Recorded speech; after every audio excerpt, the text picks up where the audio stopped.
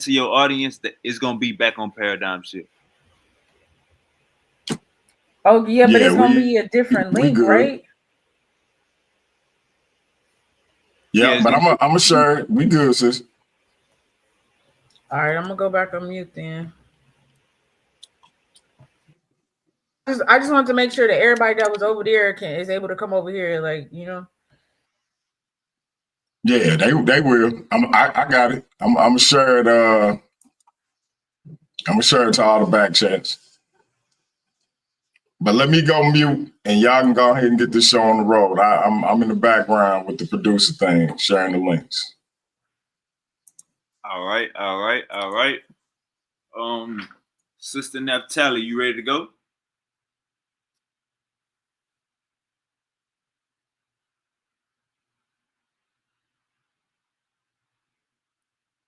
You gotta unmute your mic.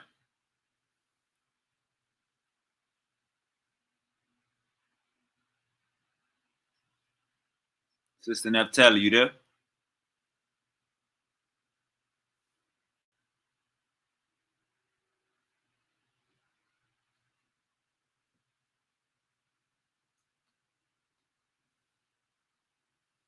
Sister NAPHTALI, are you there?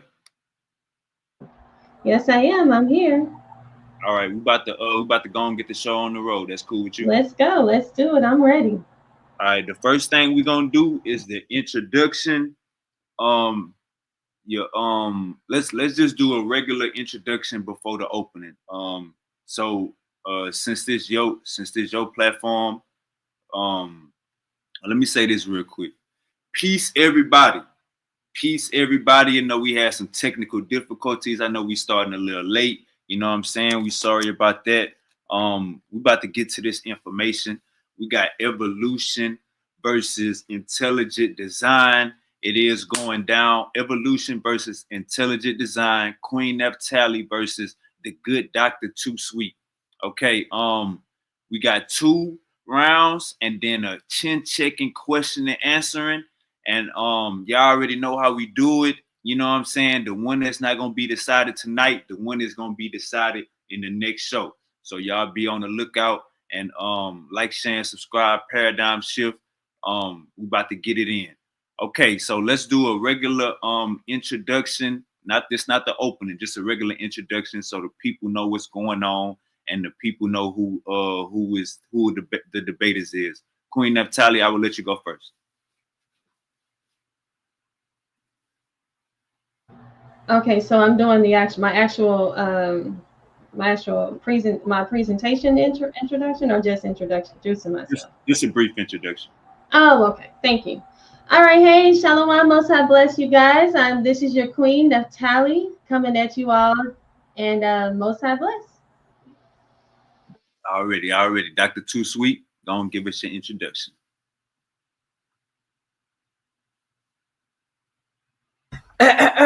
Hello, everyone. Peace to the chat. And a lot of you know who I am, Dr. Too Sweet, aka the Good Doctor. And looking forward to getting this discussion going. Already. Okay, the versus series format.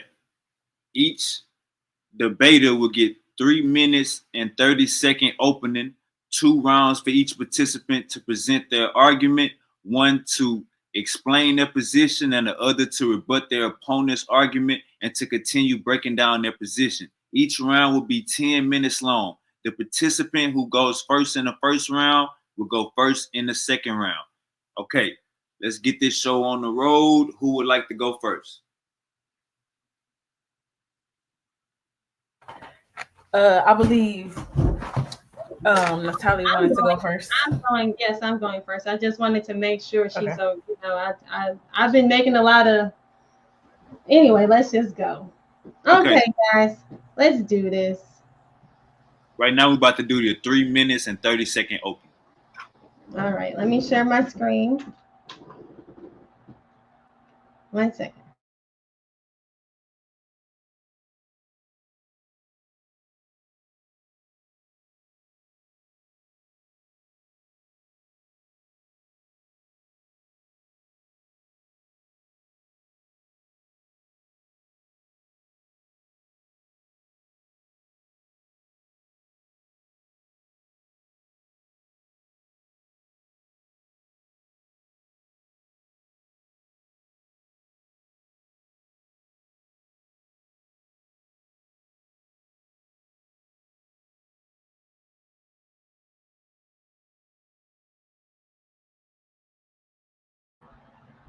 All right. Can you all see my screen?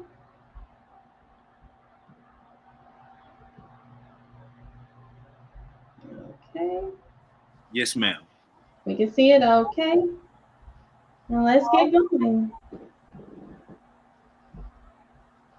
All right, guys. So evolution is the scientific religion. Yes, I said it. See, I believe that the Bible to be the true and the authentic word of the Most High God. And I also believe that the Most High should get all the glory for his creation. You know, in the Romans 1:22, the Most High says that they're going to be professing themselves to be wise, and then they became fools. But then in Psalms, it says that the fool has said in his heart that there is no God. So this was already prophesied. The Most High said that these fools were going to be the ones that are saying that there is no God. And if they keep thinking that they're getting smarter and smarter, you're actually getting dumber and dumber, because the National Library of Medicine says IQs are falling. And if we look at this chart, they're just going down, down, down. But see, the Bible, it explains biogenesis. It explains life intelligently designed. See, biogenesis refers to all living things that come from another living thing. I know, what's the big deal, right? But Genesis 2:21 through 22, it says, "And the Lord God caused the deep sleep to fall upon Adam, and he slept. And he took one of his ribs, and he closed up the flesh instead thereof. And the rib which the Lord God had taken from man made he a woman, and he brought her unto the man." See, the Most High chose from Adam the one bone that can regenerate itself. See, there is 5 principles of science that actually proves the Bible. See, not take away from the Bible, but actually proves the Bible. So it says, when many people think of Bible believers, they unfortunately think of people with limited intelligence and understanding. However, one of the most famous scriptures in the Bible is Hosea 4:6. "My people are destroyed for a lack of knowledge, from a lack of knowledge." Believe it or not, the Bible is accurate in all matters of science. In 1820 AD, a man by the name of Hubert Spencer, he gave the world 5 scientific principles by which man may study the unknown. Those scientific principles are energy, time, force, space, and matter. So, now Moses, by the Most High's inspiration, he gave us these scientific principles in Genesis 1:1. "In the beginning," which represents time, "God," which represents force, "created," which represents energy, "the heavens, space, and the earth," represents matter. All of Spencer's scientific principles are right there in Genesis 1:1. The Bible and science agrees. Then we have cosmic theory. We have the cosmology. We have cosmic, which is the Big Bang theory. It says the Big Bang is how astronomers explain the way the universe began. It is the idea that the universe began as a single point, then expanded and stretched to grow. But did you know that in Isaiah 45:12, it says, the Most High says, "I have made the earth." So he made the earth, he created man upon it, and he says, "Even my hands have stretched out the heavens." So what does it say here in the Big Bang? It says that the universe was being stretched, and guess who was stretching it? The Most High.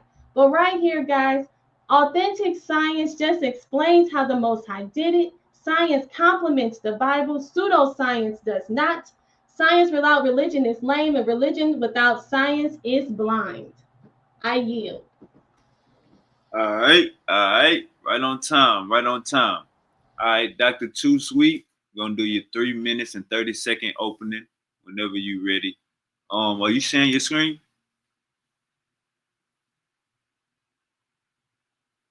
Oh, you gotta unmute your mic, the good doctor.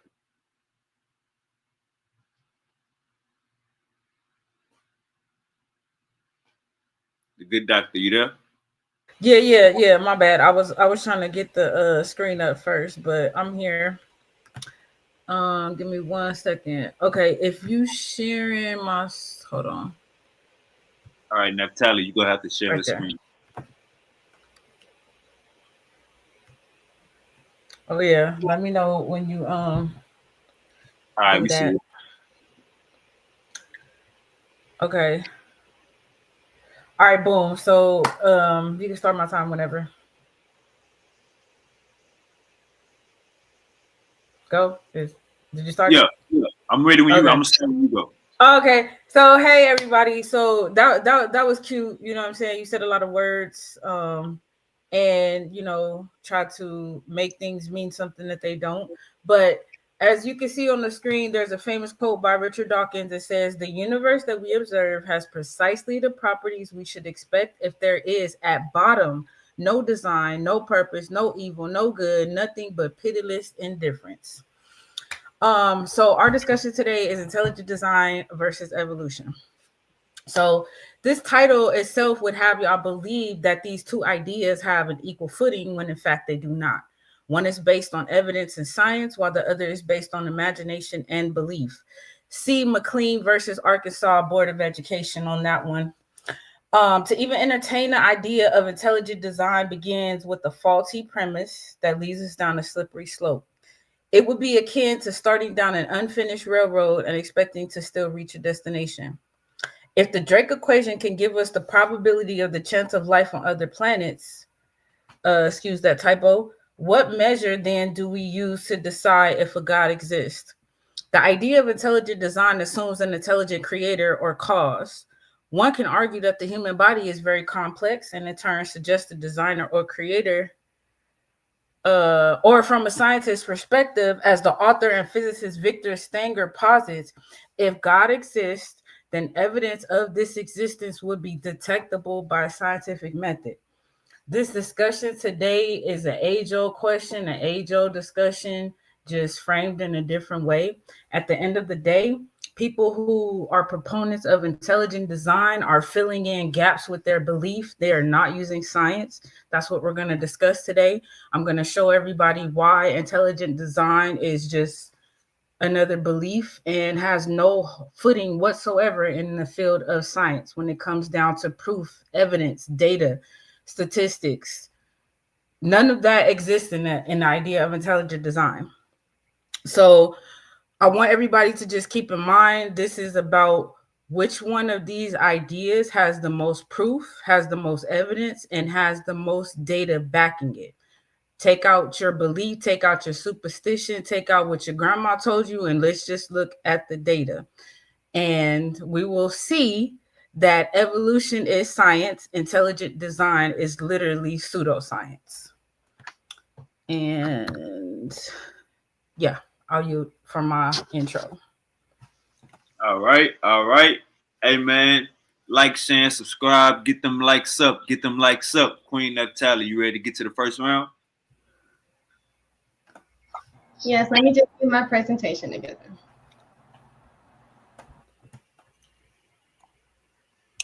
Hey, while sis getting her presentation together, before I take my leave, I just want to say, if you haven't, subscribe to the sister's channel, NAPHTALI's New School. How do you say it, Queen? New School of Thought? Subscribe to NAPHTALI's New School of Thought if you haven't already done so. Like, share, and subscribe her channel as well. Sister got a lot of powerful lessons. She doing her thing. Appreciate her doing this dual stream with us. Subscribe to the sister channel, support her work. Thank you. I'm just happy everything was able to work out. And please subscribe to my brother's channel if you guys haven't. Please like and share this video if you haven't subscribed. I know it's been a lot going back and forth, but I thank you guys who stuck out with us. I do apologize. But we're going to bring that fire tonight, right? Let's get ready to present my screen. And let's go. 1 second.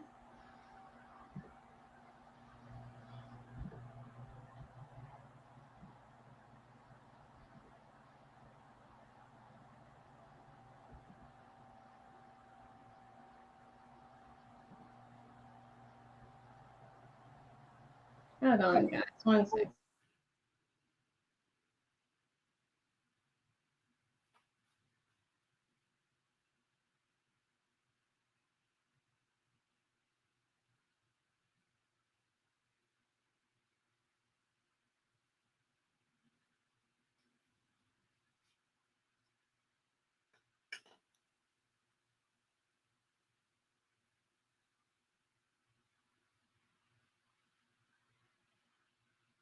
All right, you guys can get ready to share. Can you see my screen? Let me know. Yes, I'll start when you're ready. All right. Just a second, getting things together. And let's go. Oops. Has science explained the origin of life? Hold up, NAPHTALI. We don't see you. We don't see you. Oh, you don't see it? Okay. Let me. Okay, let me do that again. Let me remove it.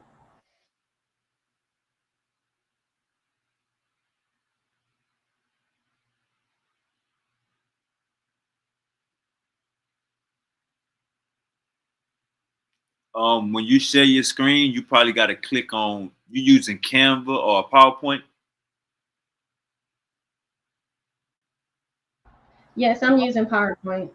All right. So when you unshare your screen real quick, then share it again, and then when it got the tabs on what you want to share, click the PowerPoint.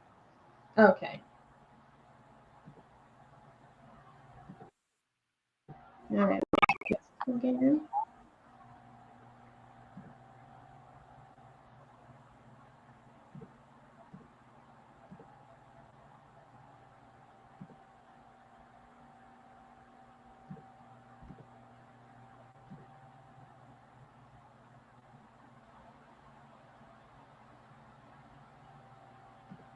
Did you click on the PowerPoint tab, or you clicked on the whole screen tab? Hold on.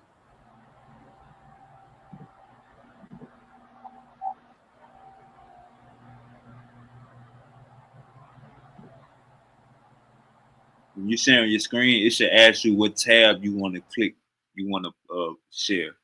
When you're sharing your screen, it should ask you what tab you want to share. All right. Well, I do this. I got it, but let me just I don't know why it's lagging, but it's okay. Like I'm gonna get it though. Let me try this again. Nah, it's not. It's not lagging. You just gotta unshare your screen and then click on the tab that say PowerPoint. You should have a tab that say PowerPoint. Should have a tab that says PowerPoint. Soon as you share your screen, it's gonna ask you what you want to share. Okay.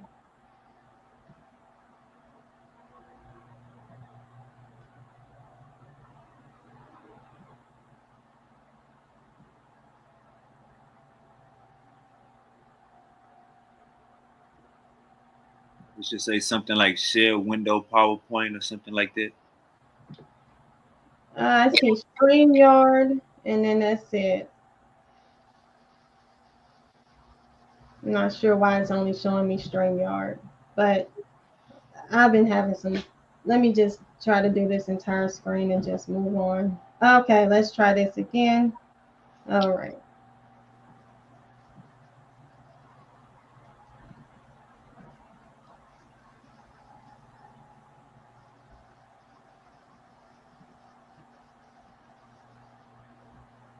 Okay.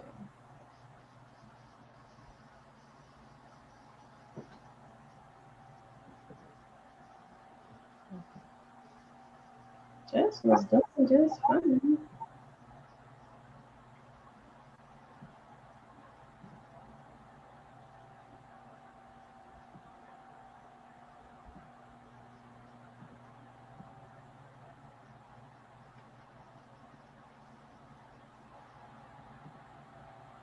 Oh, I see what I was. Okay. So not to be rude or anything, but like I have to pick up my daughter soon. So All right. You should be All able right, to. Dr. Pooh Sweet, how much time you thinking about, like, and how long? I really need to leave right now, but we in the middle of this stream, so Well, let me know what you need to do. Because I I don't. have. I need you to like move this along. Not to be rude or nothing, but we were supposed to be done like an hour ago. I do apologize. Let me get started. Can you get ready to start the time? Yes, ma'am. All right. So let's go. Has science explained the origin of life? Not even close. Are we being scammed? So all this information I'm getting ready to be talking about tonight is going to be coming from Dr. James Tour. He is a chemist and a professor at Rice University. So he's pretty big time. He's the one that's behind in those laboratories, right? All right, so people say they believe in evolution, but do they know all of the 6 stages of evolution? Do they know that there's cosmic evolution, chemical, stellar, organic, macro, micro? And before you can start with the biological, you have to first start with the chemical. It says, without the understanding of the origin of life, you cannot have evolution. And what a lot of these people who believe in evolution, they want to start with life already existing, but we got to wait a second. We need to know how did life begin. So it says here, you cannot have the biological without the chemical. We have to take the very small molecules such as formaldehyde, CO2. You got to make the 4 classes of chemicals: carbohydrates, protein, lipids, nucleic acids. And then we have to mix it all together with some molecules, ponds of flashes, lightning, all of that to come together to form this cell. Does that sound realistic to you? But let's just keep going. All right, so evolution is a fairy tale for grown-ups. Once upon a time, life came from non-life. That's what you guys are out here teaching. You know that, right? Abiogenesis. It's the idea that life arose from non-life. Does that make sense? No, that is not repeated. That is not observable. That does not match science. Life comes from life. If I want to have life, I got to have life with another person to create life. I can't just sit here with an inanimate object and create life. It doesn't work that way. So abiogenesis is the scientific theory explaining how life arose from non-living matter. It suggests that life emerged from inorganic compounds through a series of chemical reactions under the specific conditions of early Earth, producing the primordial ooze. Say that with me, guys, primordial ooze. So again, evolution is this fairy tale. Once upon a time, 4 billion years ago, long time ago, a liquid substance that existed on Earth before there was any plants, animals, or humans, and from which plants, animals, and humans developed. I know that doesn't make any sense, but that's what they're teaching, right? This primordial ooze, this soup, that's what they did back in, when we look at the Ninja Turtles, they had the secret of the ooze. So right here, when we look at study.com, they says, according to the primordial soup theory, the first forms of life originated from primitive water bodies on Earth, which contained complex organic matter. And this organic matter that led to the formation of life. The end. That's all they needed to explain billions and billions of years of life. That's it. Just some water on the ground, some rain. That's what created all this life, right?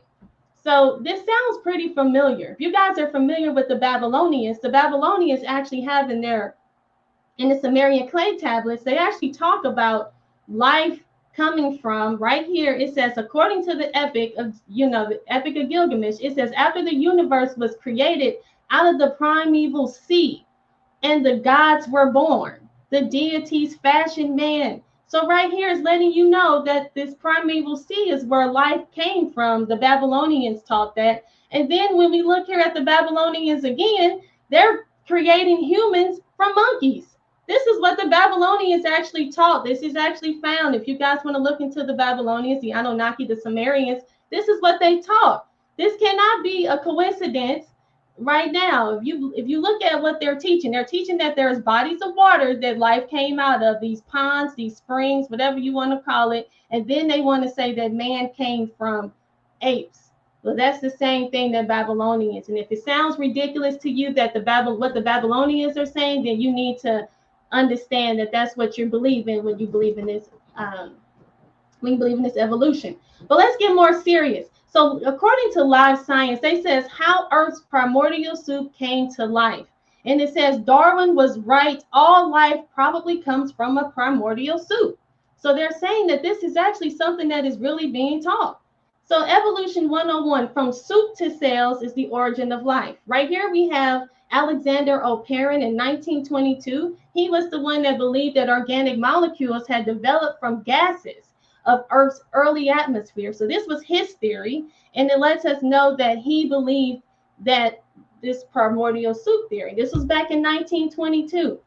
Now, a lot of you are saying, well, that's 80 years ago, Neff. Nobody believes in that. No, they're still teaching our children this and people in college. They said the primordial soup model, if you look in any textbook from kindergarten to advanced college, they all speak of a primordial soup model. And right here we have, right here we have the University of Chicago. They said life emerged from primordial soup. And right here we have Khan Academy for the children. It says hypothesis about the origin of life. And it's talking about the Oparin-Haldane hypothesis. So if you want to say, well, they're not teaching that anymore, nope, these are real. These are current lessons being taught currently right now, this very day. All right, so what's needed to make a simple sale? Everybody talks about how simple a sale is, but do they really know what's required to make this sale? So like I said, at first it starts off with these small molecules. Then we're going to start with the amino acids, right? Look at the amino acids. We have the amino acids, and then the amino acids have to, right here it says the building blocks. So first we have the molecules, then we have the amino acids, and then next is the peptides. But there's a problem here. Nobody has solved the amino acid polymerization problem with amino acids bearing active side chains. So what am I talking about here? What I'm saying is, according to my chemist, Dr. James Tour, he said that in their laboratories, nobody has been able to determine. They can make the amino acids, they can link those, but they can't form the polymerization that needs to be done. So in order for this to be done, no cell can be made. So the question is, that now when we look at the polymerization, it's an amino acid chain link. And they say the goalpost is moving further and further away, and the target is becoming more complex because they just realized the complexity of the target. In the 1800s, they thought a cell was a bunch of protoplasm. But now we know it's a factory in there, an amazing factory. They say the amino acids need to be made prior. So before the cell can even be created, we have to get the amino acids. And remember, amino acids are based off of what? Carbohydrates, proteins, lipids, and nucleic acids. Without this, you cannot get a cell. So what's the problem? If it says the amino acids have to be linked together in order to put a cell together, and there is no knowledge on how to make a cell in the lab. So how could it be formed randomly from a rock in a mindless universe? Ask yourself that. These Harvard graduates are not able to put this together, but you mean to tell me 4 billion years ago, it was able to just assemble itself by itself? I mean, come on, if that sounds ridiculous. Science keeps getting things wrong, and it's time for them to come clean. Remember, it's time to admit that genes are not the blueprint of life. Genes are not the blueprint. People used to look at genes and talk about genetics and all of that. Well, they've learned right here, Dr. Alfonso, he says genes are not the blueprint of life. And they're saying, this is Dennis Noble, he says, why we need to change our biology textbooks. So the information that you guys have in your textbooks is incorrect. But guess what? Are you willing to accept that this information is incorrect? Because they're telling us that it's incorrect. But that's all I have, and thank you all.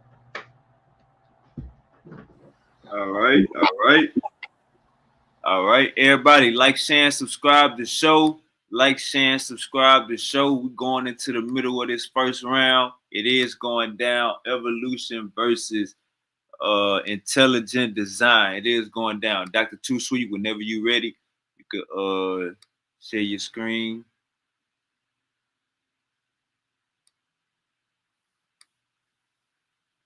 All right. You can hear me? Yes, ma'am. Oh wait, let me share. Hold on. I got a little excited. I'm sorry. Oh wait, does it say I'm sharing? Can you see my screen? No, we can't see it yet. Why does it say stop? Oh, because I didn't stop it from last time. Okay. All right, boom. All right. This one. I don't have a mouse, so it takes a little bit of time for me to get. All right, boom. You see you see my screen, yeah?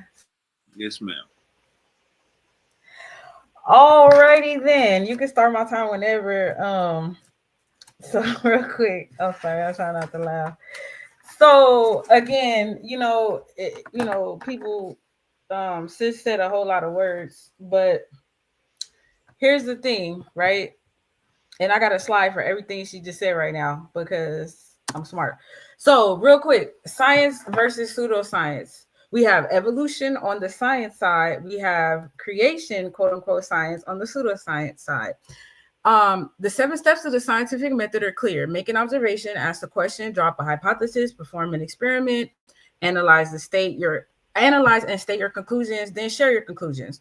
Some scientific theories, such as evolution and the Big Bang, obviously cannot be replicated, so facts and data surrounding their effects and evidence must be used to support these theories, such as transitional fossils and the CMB, or cosmic background radiation, which is measurable remnants from the Big Bang itself. Scientists or not, you now have the basics to develop your own hypothesis and conduct research to draw conclusions. If you have some burning questions you'd like to get to the bottom of, have some fun and give the scientific method a whirl. It will give you some practice for the future when you're asked to do so for work. So I just want to go through a quick timeline. And it's funny that she mentioned 1922 when something about the primordial ooze or whatever. So even though I shouldn't have to go having to do this, let's go way back in time. Let's take a look at the timeline of discovery for much of what we know about our universe. 1922, proof of the Big Bang through Alexander Friedman's mathematical solution to Einstein's general relativity equations. The equation predicted what we would later discover as an expanding universe. She mentioned the scripture about God stretching out the universe. I don't have time to pull it up right now, but the Hebrew translation is not the same. 1929, Hubble discovered galaxies moving away from one another, and the further they were, the faster they moved away, which is called redshift. This prompted Hubble's law, named after Edwin Powell Hubble. So this law says that the further away a galaxy is from you, the faster it's going to be moving from you. This is what we observe and have proof and evidence of. I'm going to go through this a little bit faster. So 1931, we have evidence for the primeval atom, lending credence to the idea of a singularity being the beginning of the Big Bang. In this theory, 1 meter equals 10 million light years. 1964, 30 years later, humans discover proof of the Big Bang through the CMB, or cosmic microwave background. This is remnants from just after the Big Bang. So when people say that the Big Bang can't be true and it's not possible, why do we seem to have all this proof of just such that thing? 1990, fast forward another 30 years, we have the launch of the Hubble telescope, which allowed us to see further into space than we ever could before with land-based telescopes. And as you can see, this picture down here to the right on the bottom right of your screen, this is some of the pictures from the Hubble telescope, galaxies, planets, all type of stuff. So fast forward to 2025, we are now in the year 2025, and there are people who think space is fake and evolution is made up. Side note, God has yet to come down and update his book, as many errors have been discovered. So this is a picture of the Big Bang. So you have the Big Bang, and then you have space expanding out to where you get to where we are today. Total timeline of this is 13.77 billion years. So the whole idea that we only been here 6,000 years is crazy. So humans are made of stardust. One of the ways that we know that the Big Bang theory is true is because humans are literally made up of stars. We're made up of nitrogen, carbon, oxygen, hydrogen, calcium, and magnesium. Just a few of the many elements found in humans that were created in the heart of stars once heavy elements begin to form. Again, all of this is more proof of the Big Bang. We're going to get to evolution, though. Oh, here's a good one. She brought up nucleic acids and lipids and peptides and all that other stuff, right? Here's an article that says nucleic acids, function and potential for abiogenesis.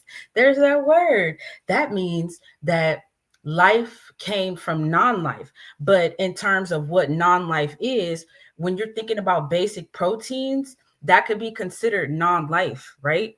But if you have building blocks of proteins that build up to life, then you can have actually abiogenesis. So again, here's an article talking about just that. Science is honest. This is an article published that can be found here as well as PubMed, published in 2017. It details how the function of these nucleic acids give rise to potentially explaining how life began. Let me say that again. It details how the function of these nucleic acids gives rise to potentially explaining how life began. Let me break it down. So, on the other end of abiogenesis is biogenesis. As one can gather, this entails life coming forth from pre-existing life. One could argue that theories such as panspermia could be considered abiogenesis or biogenesis. Either way, the need for an intelligent designer is unnecessary since these nucleic acids are self-propagating. They code and store information through what one would call instinct. It is their basic function. This is all it was meant to do. This is its place in life, so to speak. Humans have evolved so far past that single-celled organism that we have almost forgotten the fact that we still function in the exact same way as that long ago single-celled organism. The only difference is we as humans are more malleable. We can be coded and programmed to do pretty much anything as is evident in our society. Evolution evokes a sense of fear because it eliminates all the dogma that so many have died for. It will force humans to face themselves and remember how precious life is and the importance of loving one another. It makes no difference how many Bible scriptures you quote if you do not see value in my life simply because I choose to believe something different than you do. Why does it matter if you believe in a savior if the world around you is literal hell? Religious persecution works both ways, and to force beliefs onto others, especially for children, only further confuses them. Take a moment to ask yourself why America is one of the most religious countries, but is seen by the rest of the world as the most amoral, or why our country is so far behind other countries with far more advanced ways of living. Think about Japan and the culture therein. I say this to remind those listening that it does not matter what we choose to believe if we do so while also ignoring facts, denying truths, creating fairy tales to rock us to sleep at night, and generally oblivious to the world around us. STEM is important in order for us to advance. There is no room for mythos in the realm of ugly truths. I admonish us all to consider what we know, what we can collectively prove as a unit. This will be the only thing that unites us. Notice the Sekofa picture there. So another article, New Scientist, Born Believers, How Your Brain Creates God. So all those connections that people are making, trying to tie the Bible to scientific fact, it's all imagination. The concept of God is a figment of human evolution and imagination. There was an interesting article in New Scientist that discussed the fact that humans have a natural affinity towards religious beliefs, especially during hard times. This explains why religion goes hand in hand with poverty. The article goes on to describe how the idea of religion is an evolutionary adaptation that makes people more likely to survive and pass their genes on to the next generation, just as one parent would pass on blue or brown eyes. All right. Are we how we looking on time? Everything, y'all hear me okay? Everything cool? Okay. You 6 seconds and 2 minutes. What? 2 minutes. 2 minutes. Oh, I got 2 minutes. Okay. So real quick. So I'm not going to read the quote, but this is a quote from Francesca Stavrakopoulos. She wrote the book God and Anatomy, and it's talking about how people like to say God is outside of creation or that he's different from human beings, but yet they use the Bible to give God these anthropomorphic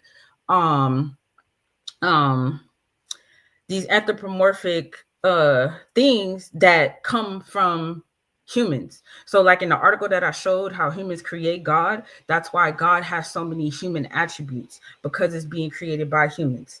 So the idea is that God is immanent and does in fact interfere with the lives of humans. According to those who subscribe to the Hebrew Israelite school of thoughts, God not only interferes, but has chosen one group of people to focus on specifically.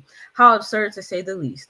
By trying to philosophize God, believers have inadvertently distanced themselves from the anthropomorphic depictions of God typically found in Western religions. And I only got 2 minutes, and I wanted to quickly, so we understand what evolution is. It's an observation made to understand how one type of animal turned into another. And there is a difference between theory and scientific theory. A lot of believers don't understand this distinction. Scientific theory is not just a theory, it's not just a hypothesis, it is backed by evidence. Again, like the Big Bang, we can't replicate that, but we have evidence for it. Evolution, we can't replicate evolution, but we have evidence for it. Keep that in mind. Another misconception, Darwin never said that humans came from monkeys. Evolution says that humans share a common ape-like ancestor in the distant past, keeping in mind that evolution is not linear, hence the idea of an evolutionary tree. One branch could branch off into any number of branches and so on. The reason many believers reject the idea of evolution is because it inherently eliminates the need for a creator God. Okay, let me finish this thought. The physicist and author purports that... Hey, doctor, it's time. Okay, well, DMG usually let us finish our thoughts, but it's okay. I'll get to the rest later. You get to the rest later. All right, going into the second round. Everybody, I need y'all to pour your wine, get your popcorn, and we about to get into this second round. NAPHTALI, you ready? You can share your screen when you're ready. Oh, let me mute. All right, just 1 second. Here I go.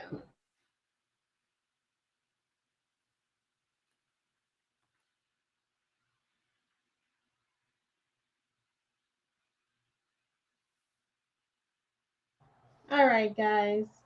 I'm gonna start your time when you're ready. Okay. Can you see my? Okay, my screen is up. Can you hear me? Yes, ma'am. Go ahead. All right, let's go. Okay, let's go into the organic. So at first I started off with the cosmic, then I started off with the chemical. Now we're in the organic. So let's talk about it. So they say evolution is the biological, guys. Let's get that together. So right here is letting us know, it says humans and chimps DNA is so similar because the two species are so closely related. It says here that humans and chimps share surprisingly 98.8% of their DNA. How can we be so similar? So according to this source, humans and DNA share 98.8% of their DNA together. Is that true? Let's investigate. So just because we share DNA with an animal does not mean we come from them. We also share a shocking amount of our DNA with plants and insects. We share 50% of our DNA with trees, 70% with slugs, 44% with honeybees, and even 25% with daffodils. But we also share 50% of our DNA with a banana. With something as simple as this little banana, we share 50% of our DNA with that. Does that mean we come from a banana? But anyway, let's talk about that. So when you Google that, a lot of you guys are probably going to Google that. You're going to see this message. It's going to come up. It's going to say, while the statement that humans share 50% of their DNA with bananas is common, internet meme, it's not entirely accurate. The correct statement is that we share about 50% of our genes with bananas, but this refers to protein coding genes, not the entire DNA sequence, which considering the entire genome, similarity is closer to 1%. So what is this talking about? What this is saying is it's only based off of DNA that is coding. There's non-coding DNA and then there's DNA that actually codes. So they're saying here that humans and chimpanzees share 98.8. Now it doesn't say anything. It says the remarkable similarities in DNA between humans and chimpanzees is a strong indicator of their shared evolutionary history. It says while the difference might seem small, it's important to understand that this 1 to 2% difference is responsible for significant physical and behavior distinctions. So they're saying the reason why we're so different is based off of this 1 and 2%, but they didn't mention anything about coding and non-coding DNA, did they? But they made sure they did with this banana. But let's just keep going. So there's something called junk DNA, garbage DNA, and that's actually what this coding DNA and this non-coding DNA is. So when you look at a human's genome, this is an actual graph based off of a human's genome. And when you look at this red sliver right here, this is the protein coding genes. So out of all of our DNA, just this one little part is where we get the coding, the coding DNA. The rest of it, they call it garbage. They call it junk. It says while about 2% of human genome encodes for protein, the remaining 98% is junk. It's garbage. And that's what they're using, this 2%. They're using it for that banana and they're using it for that monkey, but they didn't tell you that. They didn't put that in the message. In this message, they said it refers to protein coding genes, not the entire DNA sequence. They didn't put that there, but it's the same thing. Right here, it's only showing you the protein coding, which is a very small amount. What's the big deal? Well, guess what? Again, they were wrong. Again, they had to retract another statement. Don't let these people take your God away. These people don't know what they're talking about. Right here, it says this is from the Columbia University. Junk DNA. It says for decades after the identification of the structure of DNA, scientists focused only on genes, the regions of the genome that contains codes for the production of proteins. Other regions that make up 98% of the human genome were dismissed as junk. So it's letting you know right here that 98% of our genetics was dismissed as junk. Sequences that serve no purpose. So they said their whole, let's go back. You see this whole chart? They said all of this was junk and this red line was all that mattered. But that's the only part that actually matched the 8. That's why that mattered. But let's just keep going. But researchers have recently discovered variations, modulations in this junk DNA that are involved with with a number of intractable diseases. Our increasing knowledge of junk DNA has led us innovative research and treatment approaches that may finally ameliorate some of these conditions. So right here, they're saying the knowledge of what they found out is that this DNA is useful and it's actually here to actually help some of these diseases. How did they get this wrong for decades? It said for decades, they have gotten this wrong. What else do you think they've gotten wrong? Here is from the Yale School of Medicine. It says junk no more. Yale scientists played a leading role in an international effort to map the 99% of human genome. Right there. They were calling it junk, but guess what? Now is very important. But let's just keep going. There's this place called ENCODE, and ENCODE was a research project that was done at Stanford. Right here is at Stanford University, and guess what? This place ENCODE was taking that DNA, that DNA that was said to be trash, and they were comparing it to the ape's DNA. And what they found out is right here, it says the Encyclopedia DNA Elements ENCODE project, which aims to identify and characterize functional elements in the human genome, found that a significant portion, around 30% of human genes, do not have a direct counterpart or orthologs in the chimpanzee genome. So what am I saying, guys? It says 30% of the human's genes do not have a direct counterpart in the chimpanzee's genome, meaning they don't have a match.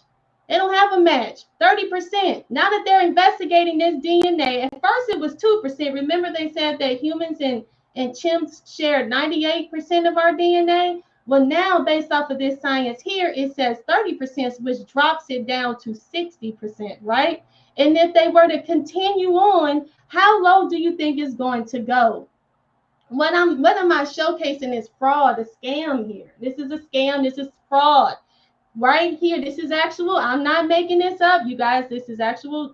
I'm using sources that are easy for you to find, and it shows you right here. It's letting you know that what they're doing. So, evolution, the story of life. They want us to believe that evolution is this story of life. The age of the earth. Now, they say that the earth is 4.5 billion years old, and the universe is around 14 billion. But the Bible says that the earth is 6,000, and including the universe is 6,000 years. So right here, they have a lot of things that they want to say and they want to put down, but there's a lot of things that go against it. They want to say that let's challenge this age. Let's challenge it. They say dinosaurs are billions and billions of years, but why do we have a footprint with a human with a dinosaur? Why are we seeing this? Why is this here? We have soft tissue that is found in these dinosaur bones. These dinosaurs are supposed to be billions of millions of years old, not billions, please scratch that. Millions of years old. That was a joke, really. Why not a billion? I mean, shoot, won't you add more to it? But right here, they found soft tissue within the dinosaurs' bones. 2005 paleontologists, found blood vessels, red cells. You mean tell me they last millions of years? That B word wants to come out. Also, we found carbon-14. Those of you that are aware of carbon-14, you understand that carbon-14 is only thousands of years. It's not millions of years, okay? So right here, why are they finding live flesh within the bones? And then they're also finding them with human footprints. So we're finding them with human footprints here. We're finding them with flesh within their bones. And then we're finding carbon-14 inside of the bone.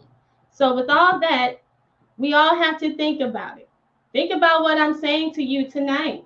So right here in Genesis 3:19, it says, "In the sweat of thy face shalt thou eat bread till thou return unto the ground, for out of it wast thou taken. From dust thou art, and unto dust shalt thou return." All right, guys. Shalom and Most High bless. All right. Hey man, we at the halftime show. We at the halftime show, man. It is going down. Like, share, and subscribe. We got a heavyweight fight going on. Dr. Too Sweet. Whenever you ready, it's on you. We're going to the bottom of this second round.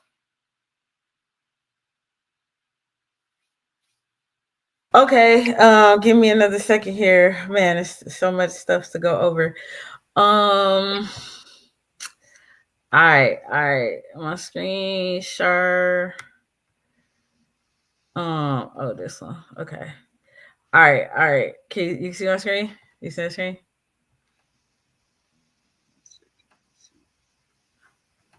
All right. You see it? You see my screen? Not yet. Yeah. Okay. Oh. Yes, we see it.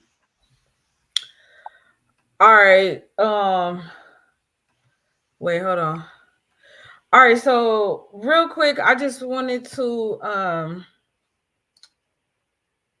point out that the sister was saying how they're finding that we don't really share genes with chimps, which is not true, by the way. But also, she's actually just proving my point that all life started at one point and then just got more complex and spread out. Is my screen showing? Yes, ma'am.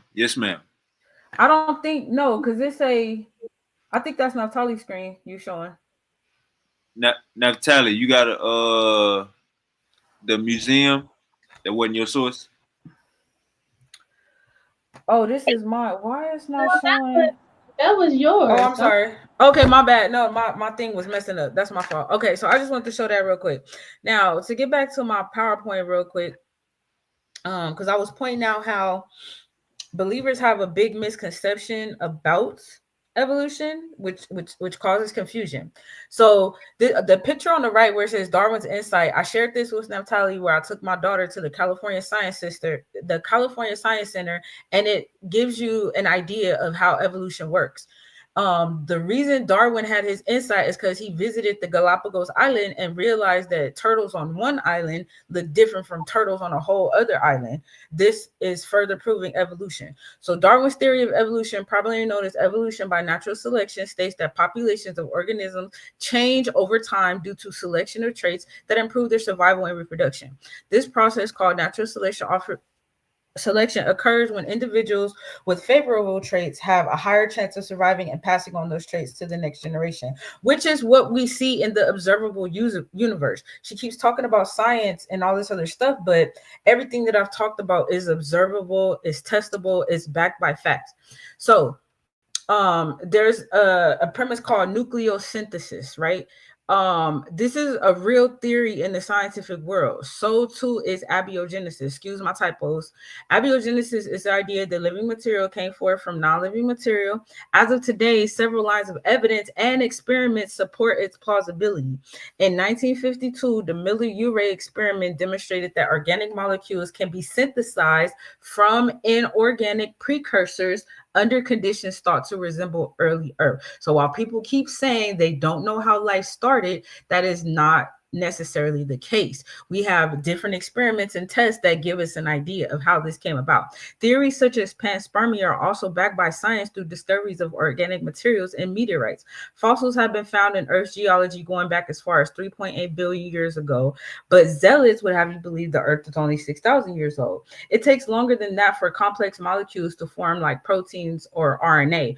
We could all very much be just a cosmic accident, and that would be okay. We don't need a creator to find purpose in our existence. And I want to draw your attention to the picture here where it's talking about human evolution and how it could have possibly happened. Again, evidence for this all over the place. Now, where can we find evidence of evolution? Here's an article about the size of women's pelvises in real time. This is microevolution in real time. Evolution of human pelvis in obstructed labor. It's explaining how because women are having more and more C-sections, that the newer generations are being born with smaller pelvises, thus forcing more of them to have a cesarean section. This is evolution. The human body is adapting to conditions around it. Transitional fossils and species. So we have proof and evidence of transitional fossils. We have different forms of hominids that existed before Homo sapiens. We have Homo florensis, Homo africanus, Homo habilis, Cro-Magnon, Denisovans, Neanderthals. All of these are transitional species that show us that evolution is real. Transitional fossils and species give us a tiny view into the many changes that hominids have endured since branching off from our common ancestor. A virus is another way to substantiate evolution. We can see evolution in real time with the virus. This is why they keep having to come up with new flu shots every year, because the strain evolves. We develop a vaccine for that flu strain. We use it for so long, the flu virus adapts and evolves to that vaccine. Now it's become resistant to that vaccine, so we have to create a new vaccine, and it never ends. Why? Because of evolution, which we see all around us everywhere. I don't want to read all of that. Let's keep going because I have a lot of stuff here. So this is the electromagnetic spectrum. What you see before you is the entire electromagnetic spectrum as mapped by humans, not including ELFs, which extend beyond radio waves and are associated with Earth's magnetic field. Because of evolution, humans absorb UV light, but can only see within the visible light spectrum, which is a tiny sliver. Here we have a quote from Nikola Tesla. If you want to find the secrets of the universe, think in terms of energy, frequency, and vibration. I don't think I have time to read all of this, but it's basically saying that believers have a tendency to convolute facts. If intelligent design were real and has a real intelligent cause or creator, then we would see no need for evolution. But what often happens is that they'll use the natural processes as a way to justify their belief. Yes, human life is complex. That does not require a creator. It just shows how that life persists and will go on. It will find a way to go on. It doesn't need a creator behind that. So scientists can't yet explain in detail the processes that led us to this very moment in evolutionary history, but the search for truth is never ending. Science forces honesty and hinders blind faith and denial. So in science, we don't get to say, oh, because we don't understand something, it has to be X, Y, Z. No, if we don't know, we don't know. So what we have seen here in this quote unquote discussion debate are techniques of science denial. You want to find fake experts. You want to use logical fallacies. You want to use impossible expectations. You want to cherry pick. You want to use conspiracy theories. And here we have, if the Bible really is the word of God, why did it get everything related to astronomy and science wrong? That's your biggest proof that intelligent design is a fairy tale and just something that people created.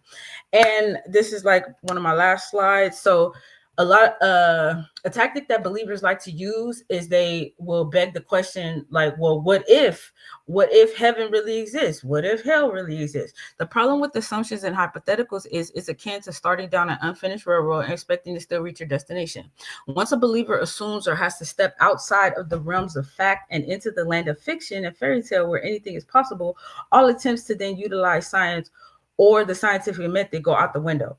For instance, assuming God created Adam and Eve, then assuming evolution began from there, the fossil record is clear in humans sharing a common ancestor with other primates. This is what the fossil record proves. Until there is evidence to the contrary, we cannot just fill in the gaps based on what we choose to believe through religious indoctrination and dogma. Those who choose to cling to the idea of intelligent design are merely regurgitating age-old creationism ideals of nothing existing. Then God got bored or something and decided to create humans. Creationists, aka proponents of intelligent design, have been brainwashed so thoroughly that they cannot imagine a universe without the idea of a sky daddy watching and waiting for humans to choose the one true God, since any other gods are merely there to lead you away from the truth. If was a fifth, we'd all be drunk. In science and within the scientific community or method, one does not begin with the presupposition, then work backwards, looking for confirmation bias. Science requires a level of honesty that many believers are just not prepared to adhere to, since faith quite literally calls for one to lie, to essentially lie to themselves. So, is it really intelligent design versus evolution? The short answer is a resounding no. What we really have is established scientific data versus belief and lack of information. Not many people can comprehend the Big Bang or evolution or even how a language is developed, let alone an idea that requires the highest of brain functions. Anyone can believe anything, but there is no place or room for belief in the arena of facts and evidence. As with the Big Bang, there is much evidence for evolution, which is why there is a consensus among scientists about the processes of natural selection. Maybe one day creationists will put forth a worthy hypothesis that can be scrutinized through scientific processes. And what's my time? How much time I got left? You got 1 minute and 15 seconds. Okay, I just want to make a couple points real quick before we get to the chin check round. So, one, we don't come from bananas. So that whole spiel about sharing DNA with bananas doesn't mean that we come from them. Science doesn't say that. And yes, we still do share 97% DNA with chimpanzees. Why? Because we share a common ape-like ancestor. Scriptures don't prove God. Let's keep that in mind. So you can quote scriptures all day. That is not proof of a God. And let me see. I have one more point. Oh, I just wanted to point out that my opponent is actually doing what she's accusing me of. Like basically making up stuff, filling in the gaps with any and everything. You got conspiracy theories going on. My entire standpoint is based on facts, evidence, data, and science, not what I believe, not how I feel, not what some dude wrote in a book 2,000 years ago. I'm talking about right now. And I've proven evolution. I haven't seen no proof of any intelligent design anywhere at all. Not once. So is this really a discussion or what? Time. All right. Hey, man. I don't know if y'all know. Unshare your screen for me. Hey, Oh, yeah. man, Hold on. But what we do over here, paradigm shift, they got this thing, you know what I'm saying? Like, it might be in a regular debate, and it might be first round, second round, third round, and then y'all do a Q&A. Well, over here on Paradigm Shift, man, they got the Q&A known as the chin checking round. Let me read off the parameters. Okay. The participant who went first in the round section will go second in the Q&A section. Each participant will have 10 minutes to question their opponent. Keep in mind, it is the participant asking the questions time.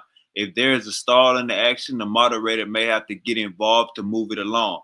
But it's up to each participant to mind their time. Each participant can stop their time a maximum of 3 times. All right, so we're getting into this Q&A section. You know what I'm saying? Or you can call it round 3. Definitely got to call it the chin checking section. Dr. Too Sweet, since NAPHTALI went first, you're going to be going first. Don't mind if I do. Okay. So My first question here is, sis, I just wanted to ask you, is it your belief that humans are set apart by God and not like any other animal on the planet? What the Most High says that He is going to create every living thing from its own kind, from its kind. So, like when you say a kind of animal, like a dog and things like that, He's separating Right. every living thing from its kind. From its So, own kind. So yeah. my question to you then is, since we know it's a fact that we do share DNA with chimpanzees and other living organisms, how do you justify that if we're all set apart? Well, the thing is we have a common creator. We all have to exist on this earth. Hold on, we all have to. Oh, he exist. gave us his DNA. We got his DNA too. Hold on. Let me answer my question. We all have to live upon this earth. So in order for us to all live upon this earth, we all have to be able to breathe and eat and have everything that each other needs. That's not a coincidence. That is all by design. The Most High did that. He made sure we. But you're not. Look, so you're taking in my time and you're not answering my question. So your argument is that humans are set apart by God. How do you justify the fact that we share DNA? Are you saying we have God's DNA? That's how we got some of the same DNA? Is that what you're saying? He was created in His image. So yes, I'm more than sure. Now. Oh, do you have evidence that we share God's DNA? Do you have a sample of God's DNA that we could test so we can make sure? Because science requires that we test it. 1 second, because one thing you guys, this what you call is not science, because you haven't observed any of that what you're speaking of, and you can't reproduce it within the laboratory, and that's what I talked about. Well, I talked about that. No, I actually talked about that. So do you want me to? You're not answering my question. You're not answering my question. But we can move on. We can move on. So because I have something I want to say. But it's my round. It's my round. Hey, NAPHTALI, we're gonna move on to the next question because we're on her time. Go ahead, sister. Thank you. So my next question is, since you are saying that somehow we share God's DNA and that we have to be able to replicate science, do you have somewhere we could replicate God's DNA so we could test what you're saying right now? Because I would love to do that. First of all, that was never in my presentation, and I never said that we shared his DNA. No, we do not share. You just said it right now. Okay, so now you're saying we don't. Okay, cool. I never have said another question. Okay, you've been very critical. You've been criticizing, and you've been rude. There's no need to lie. There you go. Okay. I didn't lie about anything, but okay, I have another question. I have another question. So why would God make DNA that we're not using? I'm sorry, what DNA are we using? Can you list So you talked a lot about junk DNA, and I'm asking you if there is a such thing as junk DNA or DNA that does not produce proteins that basically is useless. Why would God give us that? Why would we have junk DNA if we were created in His image? Because that's what you believe. It's obvious that you and a lot of your followers did not pay attention to anything. I can hear what you're saying. The fact that you say that I said that we have junk DNA clearly shows me that either my presentation was just too much for you. No, I got what you said. No, you said one time they said one time they said it was junk DNA, and then they changed it to say that it's not junk DNA. Listen to me clearly. Whether or not you call it junk DNA or not, why would we have proteins that do not produce anything? If God created us perfectly in His image, whether it's junk DNA or not, why do we have stuff in our DNA that we don't use if evolution is false? Because evolution tells us why it's not used. Would you please stop saying that? You're gonna make people think that's what I taught. I can pull it up for you again. But I said we know what you said. I know what you said. What I'm asking you is, I was saying it incorrectly. Okay, okay, let's move on to another question then, since you seem to be confused about what I'm saying.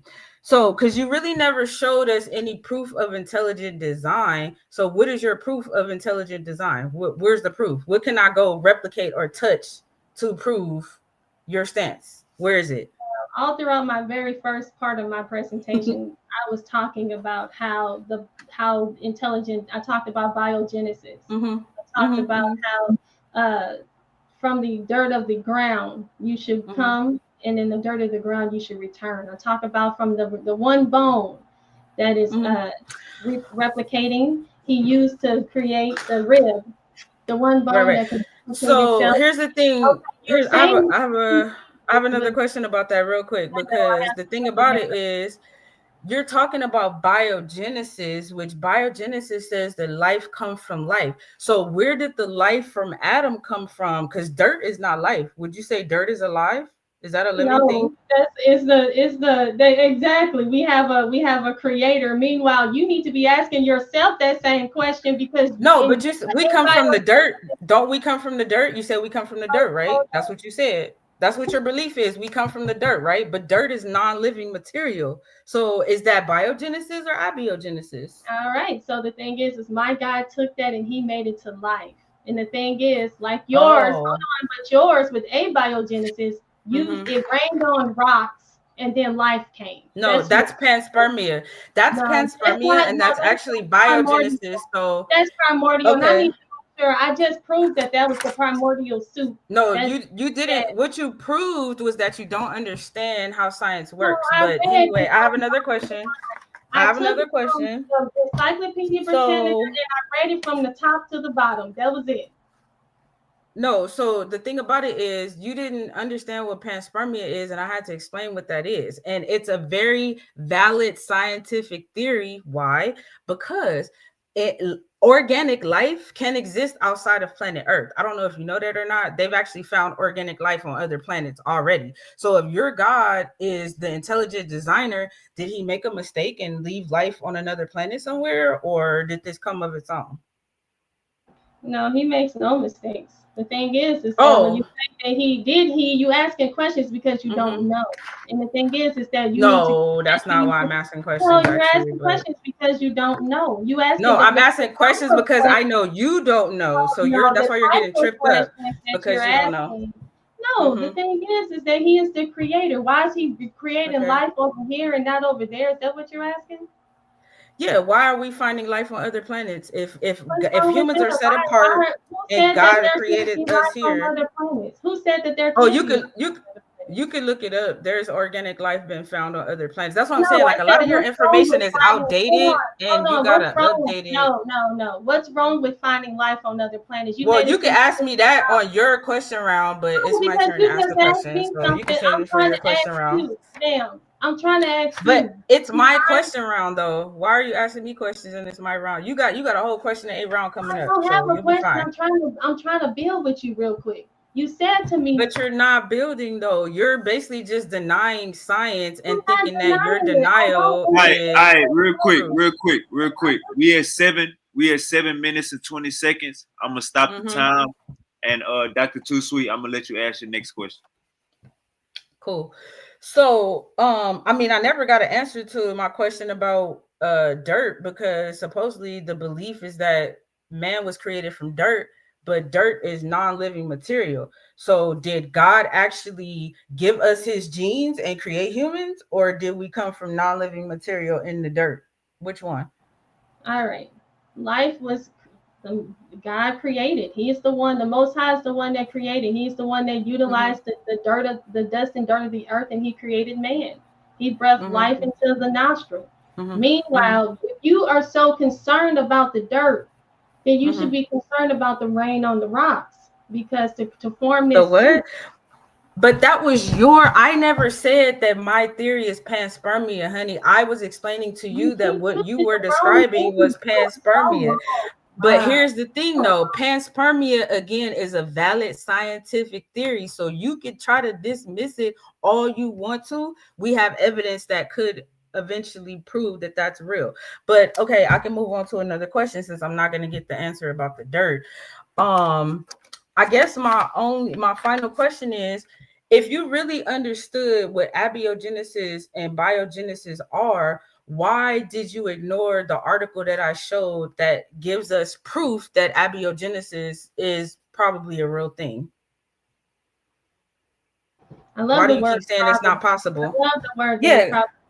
The thing is, you know, you keep on saying stuff incorrectly. I didn't went through a whole presentation. I didn't say anything incorrectly. You said panspermia. You've been using the wrong stuff. I never taught panspermia not one time in this debate. I don't think you're paying attention. You keep talking about no. You're trying to sway opinion because nothing you're saying happened. Oh, ma'am. Okay, let me share my screen. Can I share my screen? Because she's lying on me. It's not for that. Not for that. I'm not lying, but this not for that. You're go ahead and run the timeout because you can't answer the questions. No, because you can't answer the questions. So all right, look. All right, look. NAPHTALI, if you don't want to answer her question, just say go to the next question. She got a minute left, and I don't want y'all to just be arguing. Okay, understood. Go ahead. So you brought up the Sumerians and their creation mythos, but how does that disprove evolution? Can you explain how that disproves the facts that we have for evolution? Well, the thing is that everybody knows that the Sumerians at their time were the number one civilization with the Babylonians. And what happened is, did they disprove evolution? Because we only got a minute left. So did they disprove evolution or not? They had a theory where it talked about life coming from a broth, a ooze, a seed. And the thing is, all of a sudden now, Darwin or evolution has their theory is life coming from a broth, a brew, a seed. And they have evidence for it. Yeah, there's evidence for evolution. The idea came from the Babylonians. Oh, but we have evidence for it, whether it came from the Babylonians or not. We have evidence for it. So how do you justify having evidence for evolution? You didn't disprove evolution. The thing is, like I said, what it was is that life. I mean, the way that the Babylonians, they viewed it as life coming out of the waters, and the same thing is what they got and copied from the Babylonians. The same thing with the apes. Creating life from apes, the Babylonians actually showcase that they created. It's an ape-like ancestor, not apes. Ape-like. The common ancestor is ape-like. Okay. All right, Tom. We're about to switch it up and do this in reverse. NAPHTALI, you got 10 minutes to question Dr. Too Sweet. I'm gonna start whenever you're ready. All right, let's go. Okay, sis. So you get up here and you talk about the life and evidence. You haven't provided now one source of evidence. What source of evidence do you have that life came from non-life? I showed how the nucleic acids perform a specific duty, and in that duty, they created proteins and then went into lipids and all this other stuff, just like evolution says. So yes, I did prove and show because the thing is, nucleic acids comes. Where do proteins come from? Excuse me? How are proteins made? They don't come from your God. I mean, we could go into the science of where they come from. Okay, so if they don't come from him, where do they come from then? They come from the basic building blocks of life. And what is that? Those are the proteins. The amino acids and proteins are the basic building. All I'm asking you is where you said proteins. You mentioned proteins. So I'm asking you, how are proteins made? The ACTG genes in our DNA, they mix and match and they create proteins. What are you talking about? I talked about that in my presentation. I guess you missed it. No, that's they mix and match, and that's how they come up with proteins. Yeah, because they match. What do they match with? The nucleic. All right. Mm-hmm. It has nothing to do with it's clear you don't understand it. It actually does. That's what nucleic acids are. They're proteins. But go ahead. Go ahead. Next question. It's actually amino acids linked together. I actually got that in my presentation.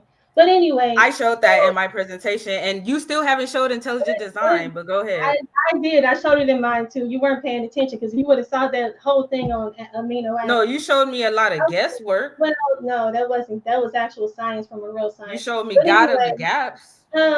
So here we go. What aspects of evidence for evolution do you find most compelling? So what do you have that is the most evident that you feel is evidence to support your theory of evolution? Oh, the transitional fossils, 100%. That's why we share a DNA with chimpanzees because of the fossil record. So, yeah. There are no transitional fossils. Can you name Yeah, one? there are Homo Name one. habilis, Denisovans, Neanderthals, Homo This africanus, Denisovans. Really? Oh, Australopithecus. I heard you mention the Denisovans. So the Denisovans, are you saying are human hybrids? They are hominids, just like everything I just named. They're all hominids, meaning in the human genome. Do you know And what who that do they means? link to? And who do they link to? To every human on the planet. What are you talking about? They're That's not transitional fossils. That's not true. They do not. It actually is. African Americans do not. That's why they're called transitional fossils. Oh, African Americans do not have Denisovan genes. We do not have it. So the Denisovans are a transitional fossil, honey. They came way before modern humans. So that's where you have it confused. There's a timeline there. Yeah, there's a timeline there. If you didn't know, we have Cro-Magnon. I mean, I could list them for forever, but go ahead. Next question. Well, I'm talking with you, and I'm realizing how much you don't know, and it's really no. You're showing you're scientifically illiterate and trying to sway public opinion. Look at my presentation and look at yours. But go ahead. Next question. Oh, really? Go ahead. Okay. Next question. Next question. Okay. Next question. All right. So when we talk about let's see. When it comes to your whole thing about this, when it comes, let me get this question for you right quick. Take your time. Can you explain in central terms how natural selection works in your own understanding? So you want me to go through the whole process? Okay, real quick. So basically, no, I don't want you to go through it really quick. I'm about to tell you. So if you're a species and you are, let's say you live in a cold climate, right? So as a species, you're going to develop physical features that are conducive to that cold environment. That's why Black people or dark-skinned people have wide noses most of the time, because we're used to being in tropical areas. That's why white people have aquiline noses, because they're in cold climates. So that's a perfect example of evolution. All right. Yeah. So I see what you're saying. And the thing is this. So when you talk about the beginning, so let's talk about the beginning. Let's talk about where space, time, and matter, and how did it begin in the beginning? What was the time? What was the space? Because there's 5 principles. So can you explain where those 5 principles are? The space, the time, the matter, as well as the energy that was there to create life. Yep, it's called a singularity. Everything you just mentioned was all inside of that singularity, and that's what the Big Bang proves. That's why we have the cosmic microwave background radiation. Next question. No, where did the energy to create that Big Bang come from? So maybe you didn't hear me. So all of that was already contained in the singularity. It was already there, all of it. So that's where it just all of a sudden just showed up in this singularity, and that's all you have to explain to people. It's just this little singularity, and everything just blew up. You know how child's play. It was already there. No, it was already there, and that's what science shows us. But you're telling us that God came out of nowhere when we have no proof for God. We have proof for the singularity. Yes, we have proof for the singularity. I showed it. The proof. Why hasn't it been made? Why hasn't cosmic microwave background radiation that proves the Big Bang. Whether you want to believe it or not, it is evidence. The Most High is the one that you believe. Yeah, that's what you believe, but you don't have proof for it. You didn't have any proof either. You're doing something. I did. The cosmic microwave background radiation. You don't even know what that is. You don't even know what it is. You don't even know what it is. You don't even know what CMB is. I talked about the Big Bang in my presentation. I'm very aware of the cosmic. I use that. It's 6 stages of evolution. So you're ignoring the proof. You're ignoring the proof for the Big Bang. Got it. Okay, next question. Next question. I'm not ignoring the proof. What you're doing is you're moving the goalpost. Next question. You didn't prove intelligent design. You didn't Hold prove on. intelligent I design. did. I all in my No, you first didn't. presentation. All right, did not. all right, hold up, Doc. You Hold did up, not. Doc. Hold up, Doc. All right, NAPHTALI, I'll let you. It's on you. You got the floor. Thank you. So, did scientists produce any forms of evolution in the laboratory? Was it recreated? Yes, we have microevolution. No, we're talking about the changes, the macro. Has any macro evolution been, okay, name it. So, and I explained macro, we cannot create the Big Bang. You cannot go somewhere and get a universe and say, hey, let's replay this. You can't do that with evolution. You have to look at the microevolution, and that's how you get the evidence for the macro. It's called scientific processes, scientific method. Well, the thing is, the scientific method has to be, what you have to do is to be able to reproduce it, and you have to observe it. Hold on, you have to be able, don't cut me off. You have to observe it. You have to be able to observe it. And has anybody ever seen anything have anything other than its kind? The Most High said that everything would be created after its kind. So why do we share DNA with chimpanzees? Hold on. Let me finish. I'm the one that's answering questions. Asking questions. The Most High said that everything can be created after its own kind.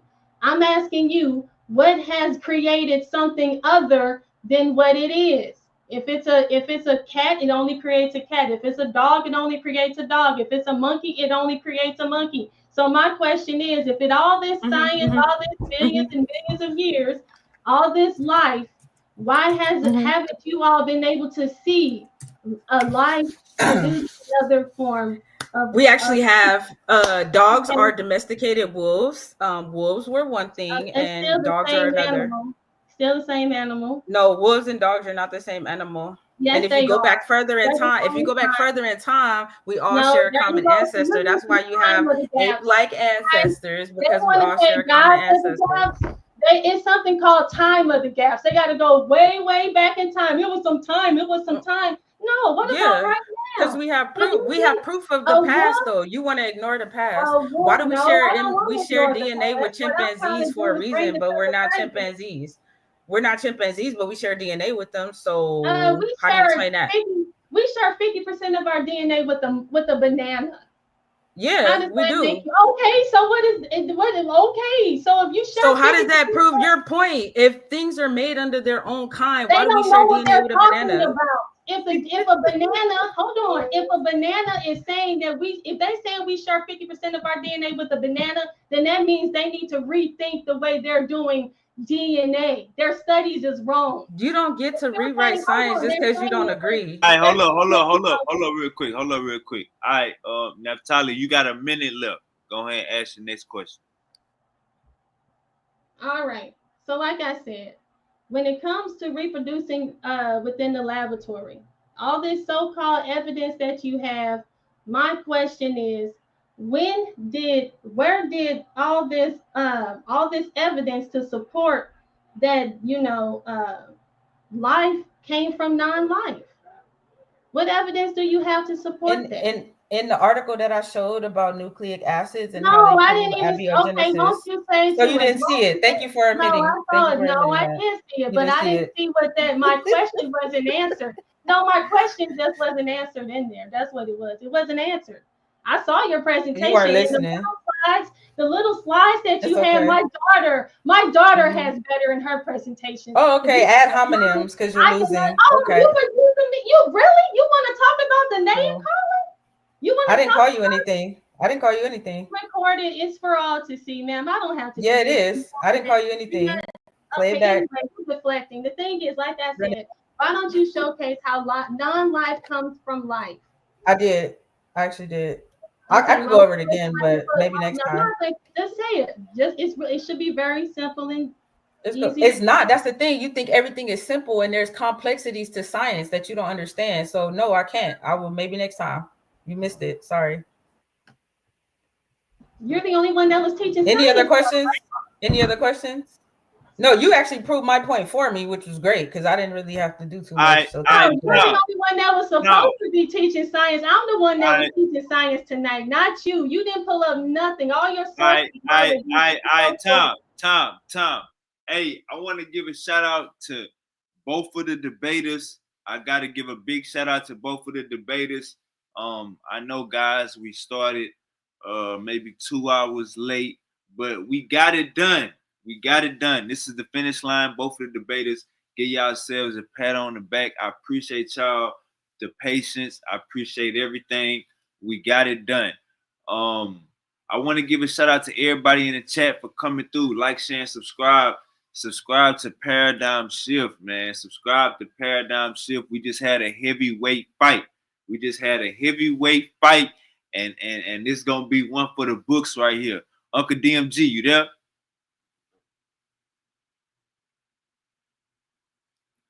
All right. All right, then can we do our outros though? Because I gotta go. I gotta go pick up my baby. All right. Let's go and get that out the way then. Both debaters. Let's go and get your Dr. Too Sweet. I'll let you go first. No, she go first because I went first on the question and answer. All right, NAPHTALI, you ready for your outro? All right. So I want to say this tonight. I actually brought in a lot of science tonight. What I did was I challenged a lot of their information. What I did was showcase the inconsistencies within their information, within their studies, within all of that. It's all what it is that it showcases how much of a fraud. I'm showcasing how much of a scam this is. And if you want these people to take away your God, then so be it. But my job here is to showcase to you. Yes, when you Googled how much DNA did you share with an ape? It said 98.8%. But when you keep digging, you'll find a study that says 30%. And if you dig even deeper, you'll find one that says 50% that's taken away. If you keep on studying what you need to do, don't give up. Don't listen to these puppeteers and these puppet masters who trying to get you. The good doctor is a puppeteer. She's trying to get you to follow her because all they want you to do is listen to them. She provided no study. She provided nothing. All she did was tell you something. I had a list of people's words that who are these people? Who cares what their opinion is? The thing is, we need to know what science says. And what science is saying is that when people like us, like me, is going in and we're challenging their information. And they said that 98% of our DNA was junk. Our people came in and we studied that and we found out that all of that DNA was good. How do you mess up with 98% of somebody's DNA? Think about what else they got wrong, family. But guys, I had a hell of a good time. Thank you all. Sorry about all the misconfusion and everything. Had a great time. But shalom, most high, bless to all of you. All right. Doctor, you got the floor. Get the close out. All right, I'm gonna make this quick. So as we all heard, my opponent is resorting to appealing to emotion, ad hominems. We got fallacy after fallacy after fallacy because belief cannot stand up to knowledge or science.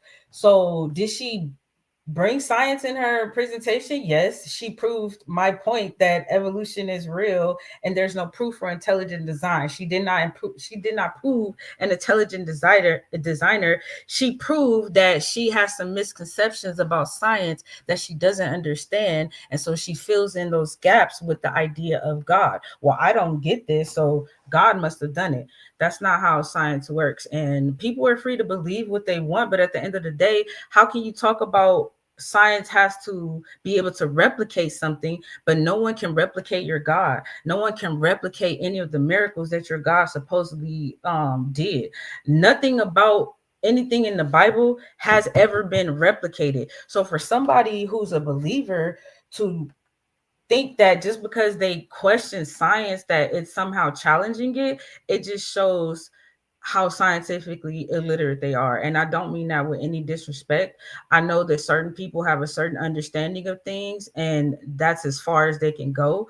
The reality is, if anything that she said today was actually true, she would win a Nobel Peace Prize in no time, because clearly all the other scientists in the world who have done this as a profession are wrong and she has all the answers, but I don't see a Nobel Peace Prize. So I proved evolution is true. I proved there's evidence for evolution. I proved that abiogenesis is possible, that panspermia is possible, that all of these are backed by scientific evidence and data, not just belief and conjecture. So when people are asking themselves, what did I really learn here today? I hope that the answer will be that I learned that science is honest, science has evidence, and religion only has questions and imagination. And not everyone can live that way. Show me some evidence for God, intelligent design. Show me some hardcore, solid proof. Let's replicate that. Oh, and last thing, evolution cannot be replicated. Big Bang cannot be replicated. You can't do these things in a lab. Do you have a mini universe you can use? No. So for someone to suggest that these things are not science, again, it just shows they lack understanding of science in general. And I also kind of enjoyed myself. The whole like being late and all that stuff. I hope that that's not habits, but overall I guess it was a great discussion. I didn't really learn anything about intelligent design, but hey, we had fun, right? All right, that is the closing. The debate is officially over. Hey, peace, Uncle DMG. We actually got this done. Uncle DMG, where you at? Oh yeah, Dr. Too Sweet, go pick up your daughter NAPHTALI. Appreciate you for letting us come over and showing us good hospitality.